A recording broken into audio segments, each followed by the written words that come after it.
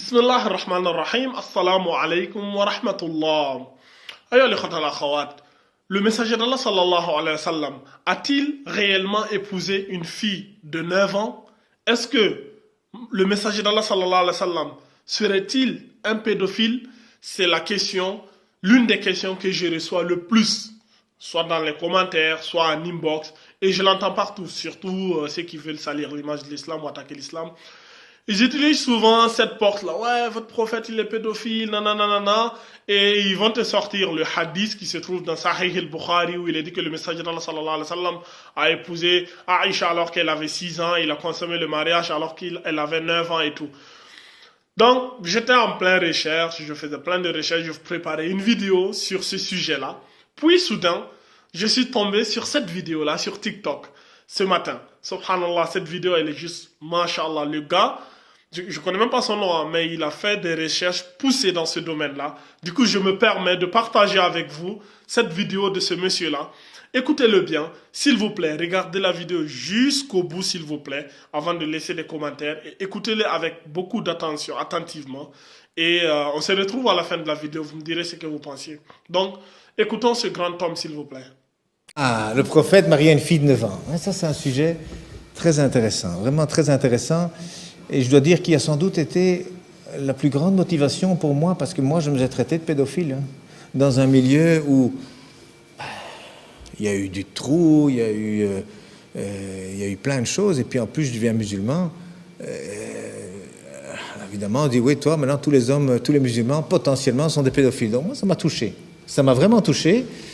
Et donc, j'ai cherché. Et puis alors, oui, tous les détracteurs de l'islam, ils montrent toujours ce hadith, Bukhari en plus, hein, un des hadiths dans la collection qui a été rassemblée par Bukhari et qui, en effet, alors la traduction, c'est vrai, Abu Bakr demande à sa fille, tiens, c'est quand exactement tu t'es marié? Elle dit, ben voilà, le mariage qui correspond à nos fiançailles chez nous, donc la promesse au mariage s'était faite à 6 ans, et le mariage, la consommation du mariage, lorsqu'elle a été habitée avec le prophète, s'est faite à 9 ans. Alors, évidemment, on voit ce texte, on dit, et ces hadiths sont authentiques. Ils ont été racontés par. Il y a des biographies de chacun des narrateurs. Ils ont tous l'air d'être très crédibles. Donc c'est vrai que c'est embêtant. C'est embêtant. Et puis j'ai eu vraiment la grande joie de rencontrer un docteur en islamologie qui donne cours à Halifax, au Canada, un Égyptien d'ailleurs à l'époque, enfin d'origine. Et puis il m'a dit, mais non, elle n'a pas 9 ans. Je dis, non, mais c'est hadith. Oui, non. Non, il dit, les chiffres, il dit, t'es né en quelle année? En 59. Donc, il dit, t'as quel âge? Ben, je disais mon âge. Non, t'as dit 59. T'as pas dit 1959. T'as dit 59. C'est 2011 aujourd'hui, t'as 1951 ans, c'est tout. Parce que 2011 moins 59, c'est... Non, attends, je suis né en 1950. Ah oui, mais tu ne l'as pas dit. Oui, je ne l'ai pas dit, non, enfin, tout le monde le sait. Voilà, il dit, tout le monde le sait. Il dit, moi, quand je présente mon livre, je dis, c'est mon 27e. Mais tout le monde sait que c'est après le 400e. Ça veut dire que j'ai écrit 427 livres et je dis, c'est le 27e. Mais en arabe, je peux le faire comme ça. Mais quand il dit, je le fais en anglais ou en français, je dois dire, c'est le 427e parce qu'il n'y a pas cette habitude. Or, l'arabe, il n'y a pas cette habitude. Et c'est vrai, j'ai réfléchi à ça, je dis tiens, c'est intéressant. Et j'étais à Fès et on regardait un mouton. Ah, un mouton, bien tinu khemsin, 250 dirhams. Oh, je dis, c'est pas cher ça. Ça fait 25 € pour un mouton. Et je dis, c'est pas cher. Ouais, je dis, oui, moi je le prends. Et puis il me dit, oui, je donne 250. Non, c'est après les 1000 dirhams. Hein. Tout le monde sait que c'est au moins 1000 dirhams pour le mouton. Donc c'est 1250. Ah. Donc les Arabes, ils parlent après quelque chose. Mais il n'y a pas que les Arabes, vous savez, ces habitudes, c'est pas seulement les chiffres. Vous savez, par exemple, je vais répondre en même temps sur les 70 vierges, là, 70 vierges. En néerlandais, c'est 1000, hein, parce que 70 en arabe, ça veut dire beaucoup. 36 en français, hein, parce qu'il y a les 36 chandelles. En français, on dit 36 chandelles. J'ai vu 36, j'avais le choix entre 36 voitures. Ça veut dire beaucoup. En néerlandais, on dit 1000. C'est fantastique, ça veut dire que il y a une philosophie autour des chiffres qu'il faut connaître dans les langues, autrement, on est à côté de la plaque. Donc ce hadith, en réalité, 6 ans et 9 ans, c'est après quelque chose, mais ce n'est pas nécessairement après la naissance. C'est ça ce que j'ai appris. J'ai vérifié ça avec des professeurs arabes, et tous ils m'ont dit la même chose. Oui, c'est pas sûr. 6 et 9, c'est après quelque chose dans le contexte. Et donc j'ai fait la recherche, et puis j'ai été regarder autour de l'histoire, parce qu'en plus il n'y a personne qui a fait la remarque du temps du prophète sallam. Il n'y a même pas un ennemi qui a dit regardez le vilain. Personne. Alors qu'aujourd'hui, vous savez, quand il y a quelques années, je crois en 2008 ou en 2007, il y a un Marocain, peut-être que certains savent ça, des Marocains. Il y a un imam qui a fait une fatwa qui a dit oui, on peut se marier qu'une fille de 9 ans. Mais ça a été le tollé au Maroc. Les avocats qui ont fait des procès, 3 jours après, plein d'oulémas ont dit non, nous on fait une nouvelle fatwa, 18 ans. C'est quoi ça, 9 ans, vous êtes malade ou quoi? Donc les Arabes, non, ils n'acceptent pas qu'on se marie avec une fille de 9 ans. D'ailleurs, dans les écrits musulmans, une femme doit être au moins adulte physiquement. Même si le mariage se fait à 3 ans, à 6 ans, parce que ce sont des promesses de mariage, c'est les femmes qui s'arrangent entre elles pendant la lessive, comme ça faisait d'ailleurs ici en Europe aussi, qui se disent tiens, t'as vu ta fille, elle intéresse mon fils, ça serait pas une bonne idée de les marier. Chez les Arabes aussi ça se fait, c'est tout. Et alors on dit bon voilà, allez, hop, ils sont mariés. Ça veut dire qu'à partir de ce moment-là, on peut les laisser ensemble. C'est correct. Tout ce qu'ils feront alors, c'est bon. Mais la consommation du mariage ne peut pas se faire avant qu'ils soient adultes. C'est-à-dire que la femme, elle doit être physiquement adulte. Alors c'est vrai, il y a des mariages à 13, 14, 15 ans. Oui, enfin, il n'y a pas que dans les pays arabes, même pas comme dans les pays musulmans, il y a plein de pays. Déjà en Europe, il y avait des mariages avec des petites filles de 6 ans. Il y a des rois qui sont allés se faire marier devant le pape, ici en Europe. Mais plusieurs, avec des petites filles de 5-6 ans. Et eux, ils les prenaient chez eux à la maison. Bon, c'est pas le catholicisme. Quand on voit maintenant les scandales qu'il y a, c'est clairement contre l'éthique chrétienne de faire toutes ces histoires. Un adulte ne va pas dans le pantalon des enfants, ça ne va pas. Donc ça veut dire que dans cette histoire musulmane, ça n'est pas accepté non plus, et pourtant il n'y a pas eu de critique. Pas un livre, rien. Pas un ami qui a dit au prophète, attention, qu'est-ce que tu fais? Attends, tu te rends compte, c'est l'exemple pour toute l'humanité jusqu'à l'éternité. Ne fais pas ça. Non, rien. Personne n'a rien dit. Donc, ça veut dire que c'est peu crédible. C'est très peu crédible. Et puis alors, finalement, je suis allé voir dans les livres d'histoire autour. Et puis alors, on voit qu'il y a une sœur Asma. Il y a des parents, le père Abou Bakr, qui est le premier converti. Le premier compagnon du prophète, et alors il y a les dates. Il y a les dates, entre le début de la révélation, donc le premier message, et le mariage, il y a 13 ans. Parce que le mariage, la consommation du mariage, en tout cas, elle s'est faite 1 an après la migration. Donc 1 an après le mouvement vers Médine. Et donc, lorsque la mosquée était finie, après le mois de Ramadan, il y a le mois de Shawwal, et au mois de Shawwal, ils sont habités ensemble. Voilà. Donc, 13 ans après que son père soit converti, elle s'est mariée. Et la grande sœur, elle avait 10 ans de plus. Dans tous les livres, elle avait 10 ans de plus. Alors, si elle avait 10 ans de plus, ça veut dire que c'est bien si on connaît son âge. Alors, quand on fait la recherche pour savoir quand elle est née, Asma, parce qu'en plus, elle, c'était, je crois, la 12e ou la 17e convertie, elle était la secrétaire du prophète. Donc, la grande sœur d'Aïcha, qui s'appelle Asma, elle était la secrétaire du prophète. Donc, elle a écrit beaucoup, et on a beaucoup écrit sur elle, donc c'est très difficile de faire de la censure autour de quelqu'un qui a beaucoup écrit. Et elle, on sait qu'elle est morte en 73, donc en 73, après la migration. Pourquoi? Parce que c'était la fin du règne plus ou moins islamique, et que c'est son fils, Abdallah ibn Zubir, qui a été tué, qui était le dernier dirigeant à la Mecque lorsqu'il a été tué. Et elle était aveugle à ce moment-là, et elle avait, disent tous les livres, 100 ans bien avancés. Alors si elle avait 100 ans bien avancés en 73, compte tenu qu'il n'y a pas d'an zéro, elle est née en moins 28.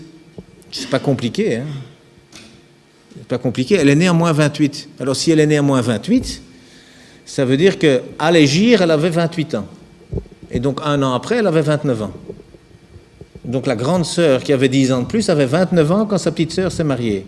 29 moins 10. Je ne sais pas s'il y a des mathématiciens ici, je ne sais pas si on a besoin d'une calculette. Mais ça fait 19, quoi. Hein.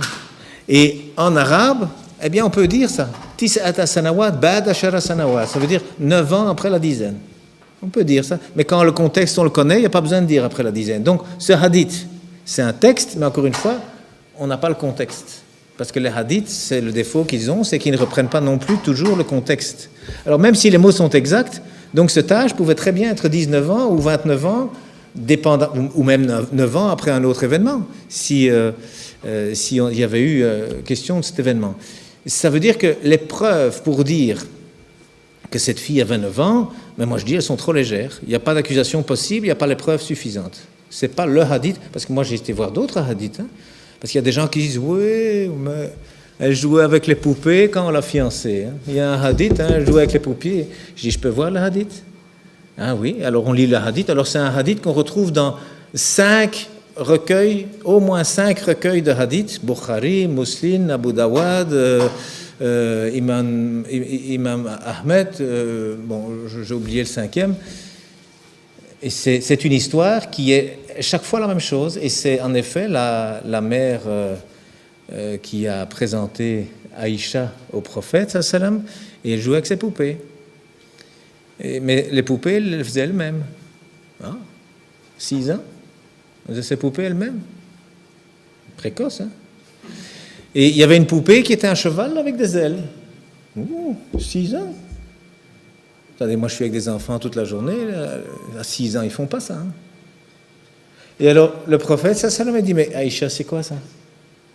Mais c'est des ailes. Ah bon, il dit. Un cheval n'a pas d'ailes. Mais si, il dit. Les chevaux de Salomon avaient des ailes. Et puis alors il s'est mis à rire, et Aïcha dit qu'elle a vu ses molaires, elle a vu les dents au fond de sa bouche tellement il rigolait. Attends, est-ce que c'est une conversation d'une fille de 6 ans, ça? Moi, j'en crois rien. Je ne crois pas ça. Il y a un autre hadith qui parle des gens qui ont demandé à Aïcha, dis un peu, Aïcha, est-ce que tu te souviens? Est-ce que tes parents, ils ont toujours été dans la religion? Alors, il faut un instant s'arrêter à cette question. C'est comme si on me demandait à moi, tiens, est-ce que tu te souviens lorsqu'Hitler est arrivé à Bruxelles? Ben, je n'étais pas né. Hein. Alors, si elle avait 9 ans, 13 ans après que ses parents se soient convertis, et on lui pose la question, dis, 13 ans avant ton mariage, donc 4 ans avant ta naissance, tu te souviens si tes parents étaient dans la religion? Qu'est-ce qu'elle aurait dû répondre? Elle a dû répondre, je ne suis pas né. Non, c'est pas ce qu'elle a dit.